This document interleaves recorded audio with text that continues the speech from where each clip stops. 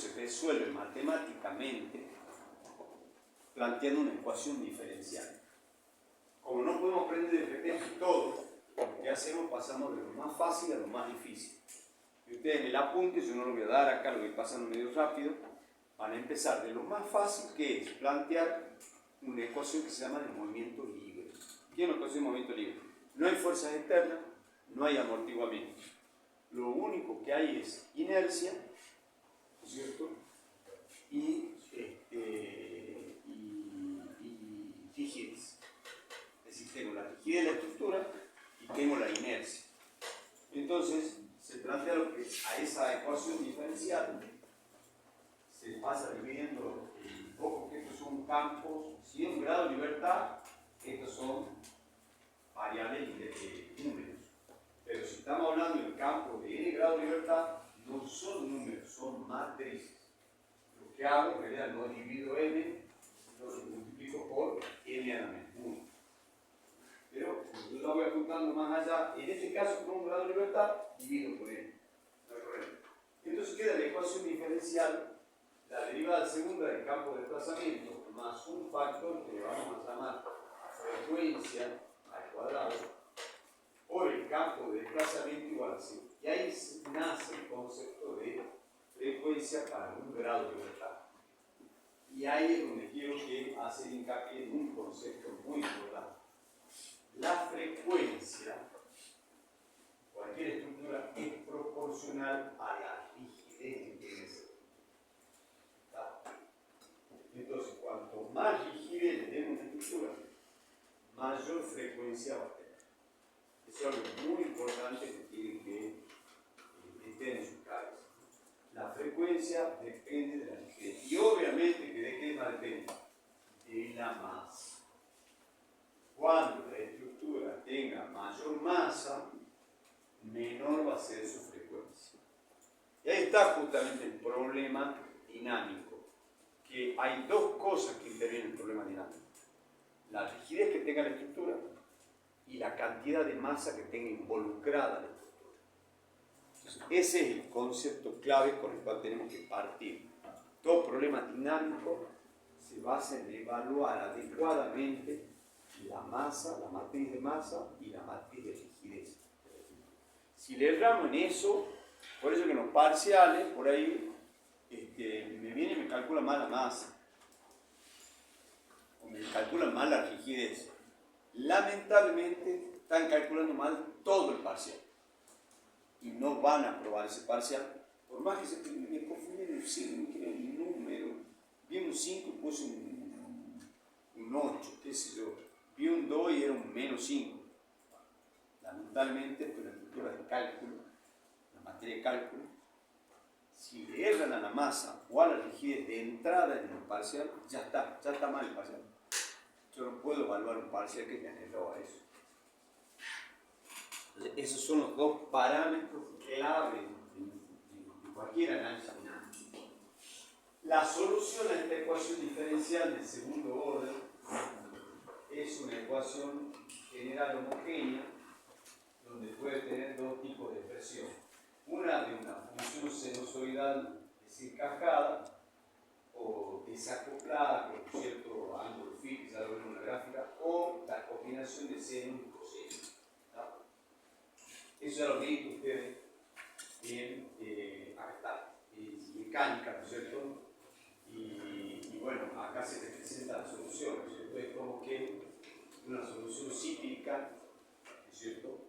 Donde en cada cierto punto, que sería, por ejemplo, con el desplazamiento sea nulo, de acá a acá se cumple un ciclo, que es un periodo. Todo periodo es igual a 2pi sobre la frecuencia. Todos estos temas que los deberían haber visto en mecánica o los tienen que repasar en el Parvato o en cualquier libro que quieran, pero tienen que manejar. Esa es la solución a la vibración libre. Pero ahí no termina el cuentito. Aparece, digamos, una componente. ¿Qué pasa si yo a esa vibración libre le pongo una fuerza externa? Y Y para empezar a entenderlo fácil, le pongo una fuerza externa armónica. ¿Cuándo una fuerza armónica que tiene un periodo determinado? No le pongo una fuerza aleatoria, le pongo una fuerza armónica. Entonces, esa fuerza armónica tiene una dada frecuencia de vibración que le vamos a llamar frecuencia forzante o frecuencia raya. Entonces, bajo ese dato, yo tengo otra ecuación diferencial, que es esta, y cuya solución ya no es homogénea, sino que tiene una componente homogénea y tiene una componente no homogénea. Esto va a tener que repasar, yo puse esta materia, le puse a repasar el análisis matemático 2, 3, resolución de ecuaciones diferenciales. Yo no le voy a pedir en el práctico cuando resuelva una ecuación diferencial, pero créanme que el que quiere meterse en dinámica, no en este curso, quieren, digamos, aprender bien, tienen que manejar así la ecuación diferencial. Porque la dinámica es resolver ecuaciones diferenciales. Homogénea y no homogénea. Entonces, si yo planteo la solución de esta ecuación diferencial, ahí empezamos ya a traer un poco más de matemática, llegamos a este tipo de soluciones. Lo veamos conceptualmente, digamos, estamos en una solución de ecuación forzada. En definitiva, la solución se compone de dos partes. De un régimen permanente, y de una respuesta no permanente. Y la suma de las dos es lo que me da la respuesta final, porque es una solución de ecuación diferencial armónica, homogénea y no homogénea. Por eso parece un poco eso. Conceptualmente, a ver, ¿qué pasa con este tema? Bueno, acá hay algo importante, esto. La constante que, más allá de cómo sea la respuesta, la constante aparece un factor alfa. ¿Qué es ese factor alfa? Ustedes se fijan por ahí donde está alfa está más atrás. Acá por acá está definida alfa. A ver, alfa es un parámetro importantísimo, que es la relación entre la frecuencia de la forzante y la frecuencia de mi estructura. ¿Tiene algo que ver consigo? Ya me estoy aburriendo y no tengo idea de toda esta pavada matemática. Tiene mucho que ver. Porque W raya sería la frecuencia dominante del signo. Y el W que está abajo es la frecuencia de mi estructura. Y yo le he dicho que el juego entre qué frecuencia traiga el terremoto y qué frecuencia tenga mi estructura es lo que va a determinar la respuesta. Y acá está, ¿por qué? Porque hay un factor alfa que aparece en la solución de la ecuación diferencial que hace que cuando ese alfa tienda a 1, es decir, cuando la contenido frecuencia del terremoto coincida desgraciadamente con el contenido frecuencia de mi estructura, ¿qué va a ocurrir? Alfa va a valer 1. Y 1 menos 1, ¿cuánto es? 0. ¿Puedo dividir por 0 en una ecuación? No, da una indeterminada, que es lo que se llama físicamente un acoplamiento infinito. ¿Qué pasa con esa estructura? Empieza a vibrar como loco. ¿Qué va a pasar? Va a caer, independientemente de cómo la diseñe. Entonces, ahí hay un problemita grave. Tanto estudiamos los ingenieros y si se produce un acoplamiento, así hagamos lo que hagamos, esa estructura va a fallar. Entonces, tenemos que tener mucho cuidado a ver cómo lo tenemos. Está graficado por acá. A ver si lo tenemos un gráfico más adelante. Esto es amortiguado. No, lo tengo por acá más adelante. Ahí está. Cuando la frecuencia tiende a 1, es la forzante respecto a la estructura, acá está. ¿Qué se produce? El acoplamiento de los movimientos y la respuesta que está dibujada en colorcito para diferentes tipos de amortiguamiento se dispara. Entonces ahí ya me estoy adelantando lo siguiente: ¿cómo hago para solucionar ese problema si es que yo estoy en una situación que puede presentarse lo que se llama el acoplamiento. El que me va a salvar la vida va a ser el amortiguador. Porque fíjense que los diferentes colores son los diferentes grados de amortiguamiento que le podemos poner a una estructura. Si la estructura está como esa de frente de hormigón armado y los muros no están vinculados a la estructura, las cosas que pasan están vinculados, la estructura se considera que es un amortiguamiento de un 5%. Y el SAP por defecto modela con un amortiguamiento del 5%. Si yo a la estructura le pongo muros o le pongo lo que se llama barras de acero cruzadas, que hay muchos edificios en 12 diseñados así, que incluso barras diagonales de acero, yo lo estoy amortiguando esa estructura. O si la estructura es combinado entre acero y hormigón, el factor de amortiguamiento no es del 5%, que trae SAP por defecto.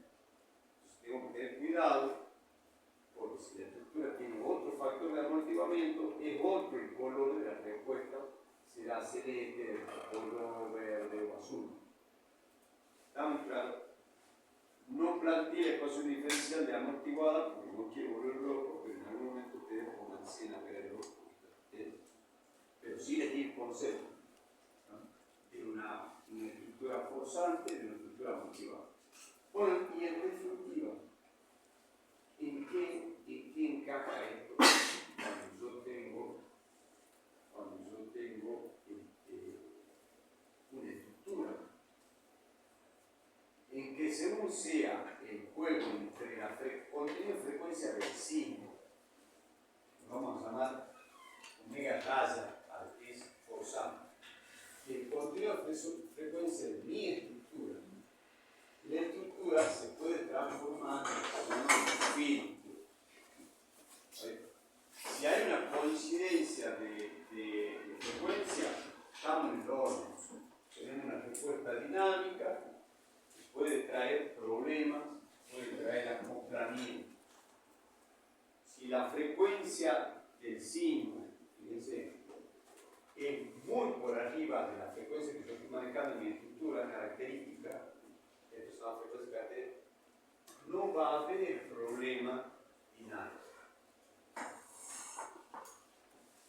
Si el contenido de frecuencia de mi terremoto es muy bajo con respecto a la frecuencia que manejo en mi edificio, lo puedo calcular como un edificio estático. No hace falta considerar sí. El tema más N va a ser la combinación. O sea que esto es muy importante para la diapositiva que trae Roberto Cano en su teoría dinámica, que se está colgada en el mundo, que la pueden ver y que está dejado con un gran legado a la materia. Él era el profesor que estaba acá, lo materia por muchísimos años. Fue mi profesor, acá lo usa.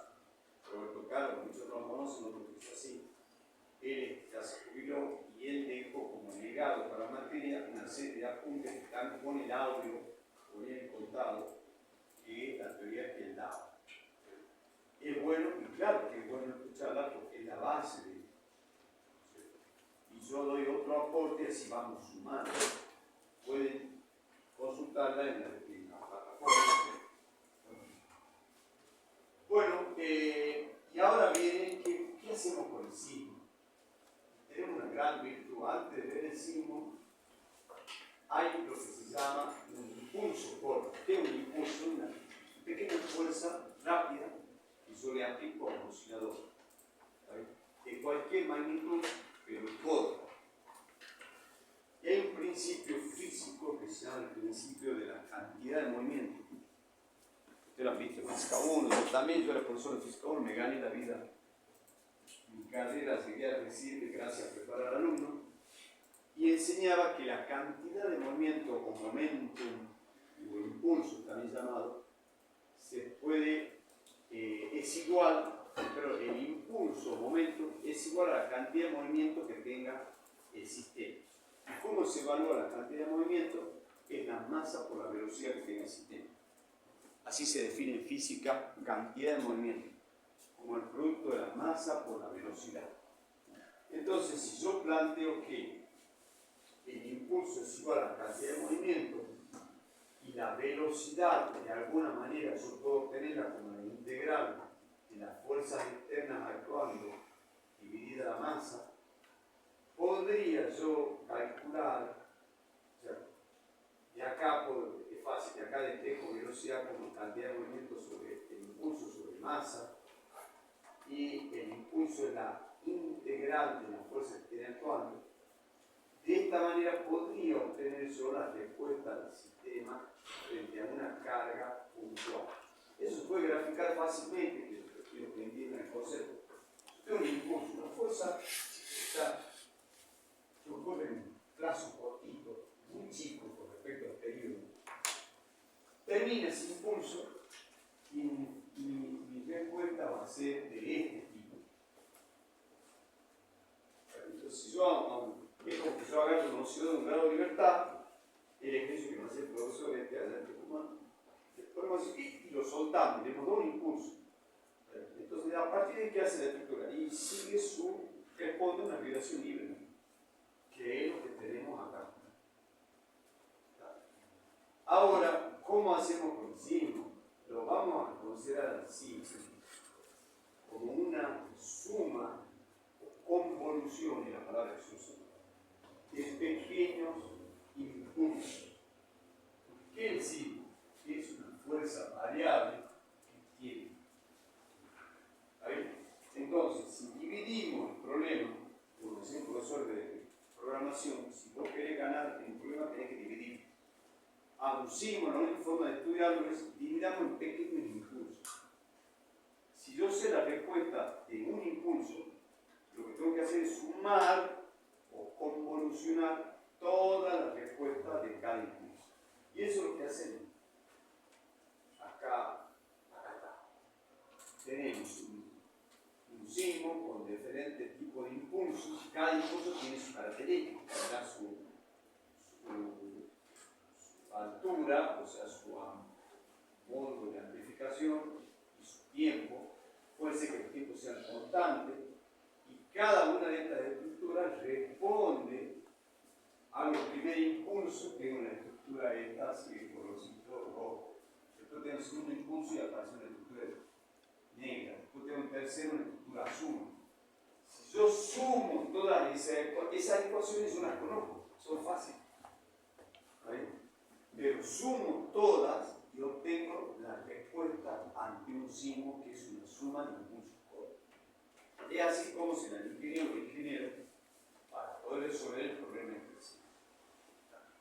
Entonces, eso, la suma, ¿qué es la suma? Es la integral o convolución, también se llama, de Duhamel o Duhamel, como quieran pronunciar.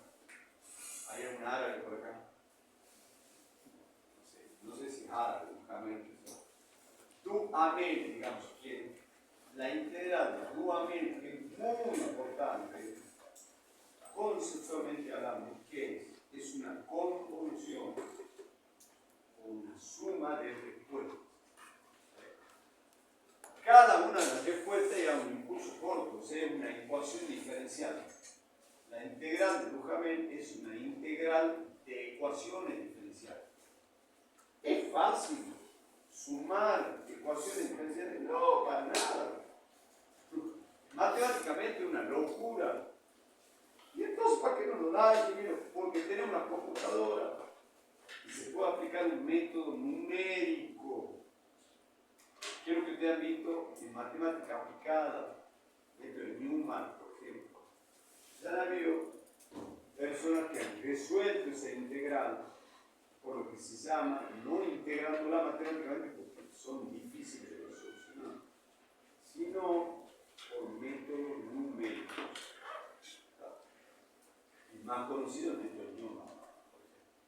Entonces, por algún método numérico ustedes resuelven la integral de Duhamel y tienen resuelto el problema de la estructura. Ustedes van a tener que plantearme cuando vayan a rendir este tema cuál es la integral de Duhamel, cuál es el concepto, qué estado, todo lo que les acabo de explicar, pero con ecuaciones, no con la charla que estoy dando, sin la diapositiva, obviamente. Yo también recibir gracias a Dios por eso soy positivo. Pero ustedes no hagan la diapositiva. Esa lo dicho en el pizarrón. Integral de Duhamel. Entra, si le toca el tema número 1 en el integral. Tema número 1, integral de Duhamel. Acá, el que avisa, ¿no? Tiene que saber qué es la integral de Duhamel, cómo es la integral, de qué consiste, planteármela. ¿Está? Bueno, una vez que tenemos la integral de Duhamel, nosotros ya sabemos que podemos obtener los campos de respuesta. ¿Está bien? La solución exacta es muy difícil, pero podemos obtener lo que se llama la solución aproximada. La solución aproximada, hay varios métodos, ¿cierto? Por ejemplo, el método de trapecio, que está un método numérico, se llaman o integracionales, o también está la solución de Newman, que es la más conocida. No olvido que sepa planteo como matemática ni nada, pero por lo menos que sepa cuáles son las soluciones a esa problemática de Duhamel. ¿Cuáles son los caminos de resolver? Planteando algún camino de esos, yo puedo obtener en definitiva el campo de respuesta completo, por cierto, y en definitiva obtengo lo que es el campo de desplazamiento, el campo de aceleración y el campo de velocidad. Bueno, acá está un poquito los conceptos de terremoto, que venimos hablando, acelerograma. Bueno, un poquito acá, algo de contarles que hacemos acá en el laboratorio. Yo puedo conocer en la estructura, puedo medir la aceleración de un sismo o de la respuesta de la estructura a través de aparatos que se llaman acelerógrafos. Acá en nuestro laboratorio tenemos ahí en la oficina del ingeniero Palópolis instalado un sismógrafo, que es el que está acá a la izquierda, que es de marca Kinemetrix y que es muy preciso. No está en funcionamiento ahora porque yo no lo tengo en la red de sismógrafos, porque tiene una batería que se nos ha jodido y ahora tenemos que comprar ahí un cargador de batería. No nos caso comprar batería y se la perder, es una batería de voto. Así que ahora Luisito acá me la consigue por internet, acá el capo de las compras raras. Tenemos que comprar, sí, yo tengo un cargador, tenemos que comprar un cargador de batería. En realidad no un cargador de batería, sino un mantenedor de tensión que es diferente al cargador. También carga, pero aparte mantiene. Bueno, ese equipo tiene una batería y es independiente. Entonces uno deja, tiene un sismo y a través de sofisticadas masas que tienen adentro, que se mueven, te da una respuesta. Y te da un diagrama que está acá. En realidad te da un diagrama de aceleraciones ya integrado, que es una cosa que ustedes ya lo deberían conocer. Cuando yo un diagrama de aceleraciones lo integro con la integral, por ejemplo, con algún método Fourier, por ejemplo, y aplico un Fourier, obtengo la respuesta en términos de periodo o en términos de frecuencia. Por lo menos, no se acuerdan, la forma no me interesa, pero el campo de aceleración tiene como abscisa T al orden. Yo tengo una estructura, ¿no es cierto? Así. Y acá le pongo el aparatito y el cabecito, acá está la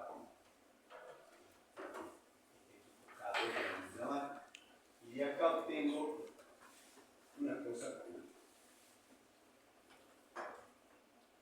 ¿qué es esto? ¿Está? ¿Esto qué es? Tengo un campo, puede ser de desplazamiento, de velocidad. En realidad lo que obtengo es aceleración en función de qué? Del tiempo. Entonces, acá me lo dividen en 0,05 segundos cada partición, eso que viene ustedes. Entonces, si puedo hacer un sismo que venga de 3 minutos, me va a dar un montón de componentes y esto es lo que me va a leer el aparato de me va a dar aceleración en función funciona aquí. Yo le aplico a eso un Fourier.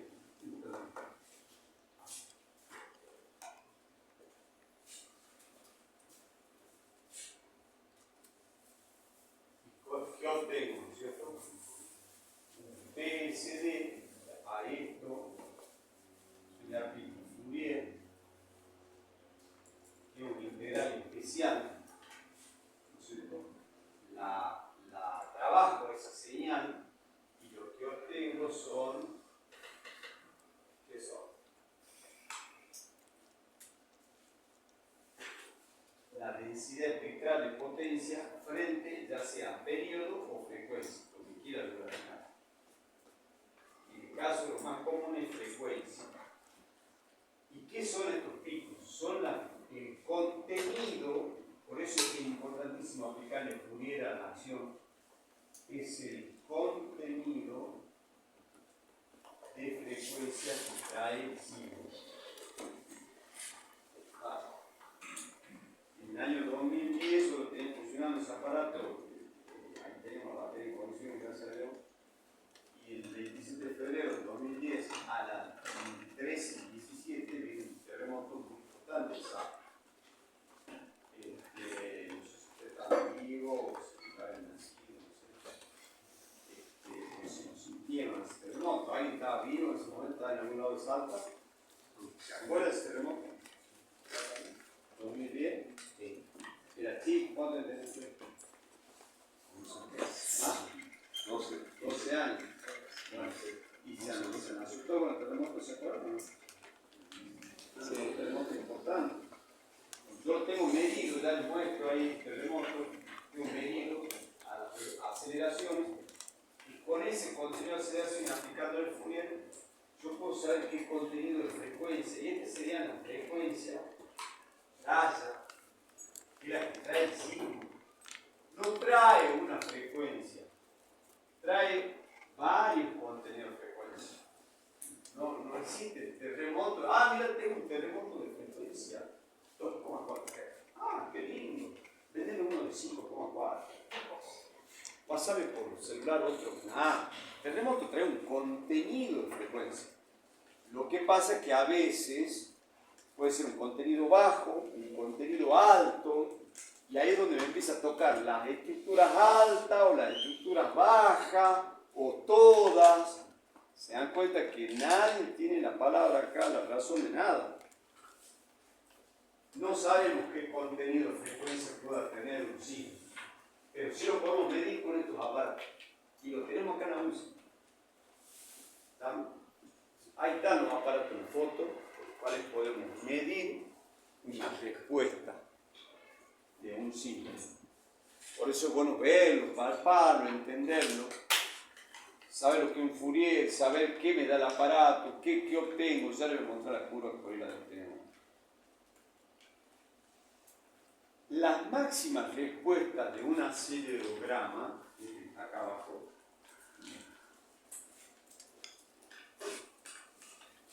ahí estábamos terminando la clase. Si yo tengo un oscilador de beneficio y ya aplico un impulso, una fuerza exterior, y esto va a comenzar un ciclo arreglado. Va a tener un diagrama como el que acabo de mencionar y la respuesta en términos de aceleraciones, por ejemplo, así.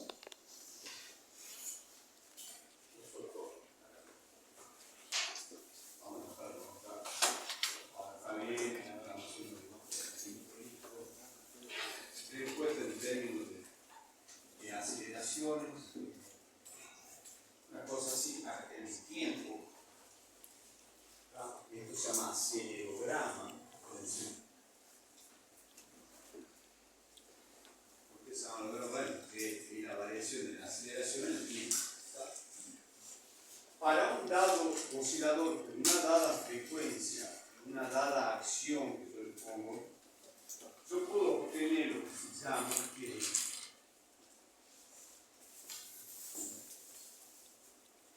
la máxima aceleración. No importa en qué tiempo pasa esa aceleración máxima, no me importa eso.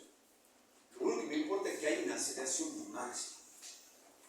Y que este oscilador, por estas características, ustedes pueden definir que ese oscilador tiene la raíz cuadrada, que pongamos M1 K1. K1 sobre M. Ese oscilador tiene una característica que vamos a llamar frecuencia característica. Cada oscilador tiene su frecuencia característica, sí, y es única. La frecuencia es fundamental. Pero lo primero que va a hacer el tanque es determinar la frecuencia característica del tanque. Porque ese es la ABC. Empiezo a ver dinámica y cuánto es la frecuencia característica. Este edificio donde estamos parados tiene una frecuencia característica. Yo la medí con el aparato. Anda en el orden de 0, a ver si no me acuerdo bien, 0,45 segundos el periodo. 2 pisos de 0,45 es la frecuencia característica o fundamental del edificio donde estamos parados, sentados. Esa es la frecuencia característica de este edificio y es única.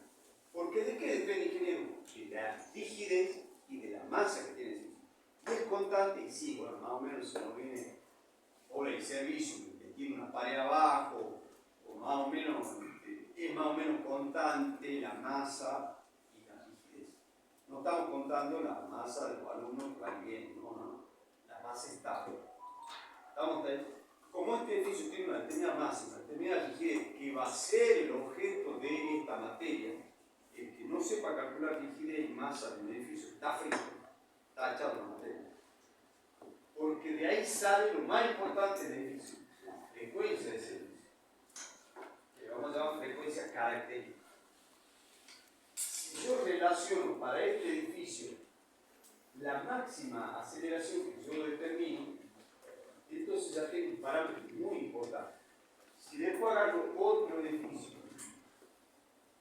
con otro calor y otra masa, le hago un estudio a ese acelerograma, ¿ah? Y determino que este oscilador tiene este máximo. Mirá, el negativo no importa el signo que tenga.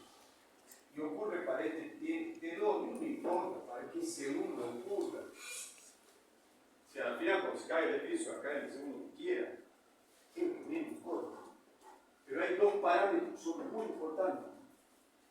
Este oscilador tiene una frecuencia 2.